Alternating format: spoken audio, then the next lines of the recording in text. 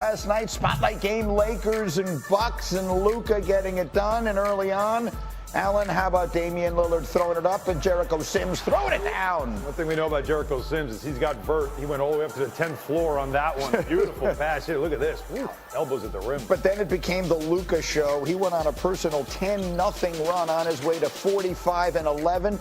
And the shot we're going to show you here, Alan, degree of difficulty? I would put it at 100. Most human beings can't make a regular NBA three-pointer. What he did on one leg falling back, he's one of one. Look at Keith also said the same thing. Markeith can't believe it. That's an 8-point game in the third quarter, and then Giannis, physical. Plus the free throw. What do you think? Shoulder right. Like, have we shown this again, or is this just no? This just looks the same. This is ugly. Just a spin, inguardable. You don't have Jackson Hayes. You didn't have LeBron James. They had no answers for the Bucks. 24-12 plus 9 assists for Giannis. All right, so the Lakers have lost 3 straight. They have fallen back into the Western Conference pack. There's now one game that separates the 2nd seed from the 5th seed, and the Lakers having to play the Nuggets twice in the next 6 days. There's a chance they could slip down even farther. I'll remind you, the Lakers are in the midst of a ridiculous stretch here because of all those games that got postponed due to the fires in Los Angeles. They are playing 6 games in 8 days, which is something that was not otherwise happening this entire NBA season, and they're doing probably all of it, if not at least most of it, without LeBron James. Legs is up with us early this morning. How do we describe the concern right now as the Lakers have now slid 3 straight losses since LeBron went down? Well, I think, look, first of all, for me, what changed about this team before even they made the trade was defensively, over a period of time, J.J. Redick started having an impact with the way he wanted them to play defense. That's what turned their season around before the trade. And then it was a matter of meshing with Luka and LeBron. That started to happen. And what I saw last night was a team that reverted back to what they were in the beginning of the season. That was as soft a defensive game as you're going to see a team play in the NBA. Milwaukee felt no resistance the entire night. And if you're trying to win games without LeBron, you're trying to stem the tide till he gets back, whenever that may be, it's going to have to be because you are a very physical defensive team.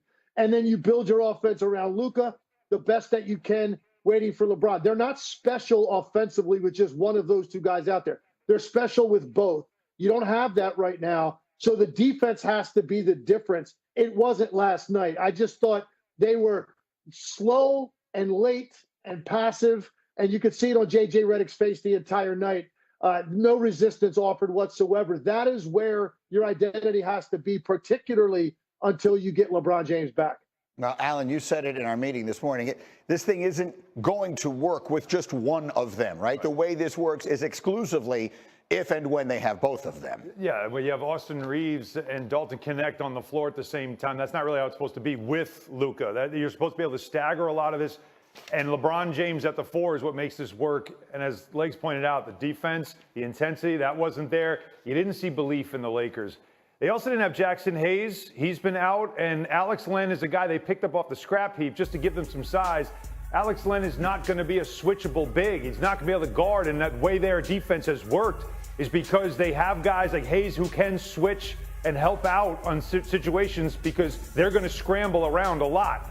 So it's just, that's not the Lakers that we've been talking about since the trade. What you're watching right now with the injuries they have, no Hayes and no LeBron, who, by the way, aren't going to play in Denver either. Right. So that Denver game's going to be ugly. Right. And then they go home, then they have 5 straight home games, which they are a better home team than they are a road team.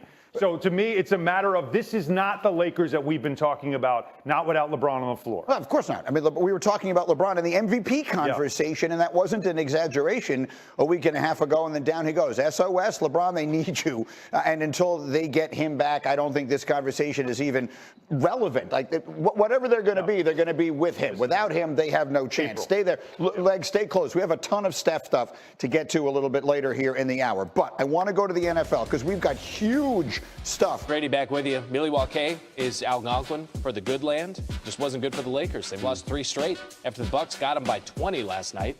Luka Doncic, season high 45 points in the loss. Those 45 are the most by a Laker in a 20-point loss in team history. The Bucks did whatever they wanted offensively. 4 20-point scores in the same game for the first time this season. Lakers have scored fewer than 40 points in the paint in 3 straight games, all of them losses. They hadn't done that since May of 2021.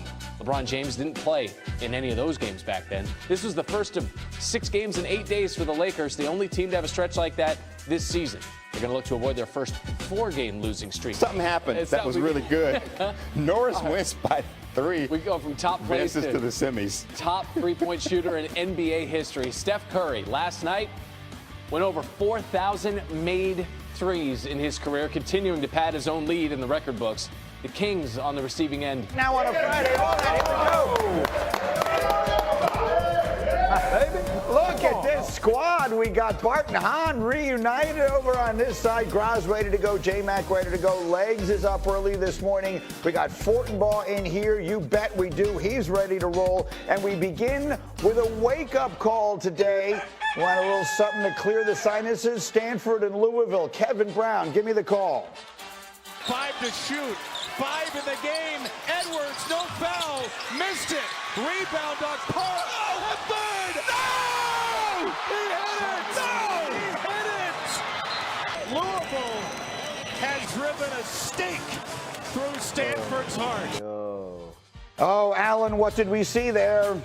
You had the rebound, you had the game in your hand, and that's why you whack at those rebounds. That's just heartbreaking. You had the game won. It's a Rebounds are everything. Watch this. It's in his hands. It's in his hands. Tap it away, and oh man, Chucky Hepburn. Brutal.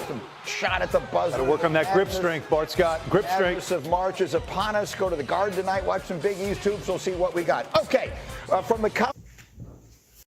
Xin chào tất cả mọi người đã quay trở lại với kênh của mình. Ngày hôm nay mình sẽ tiếp tục hướng dẫn các bạn làm vòng.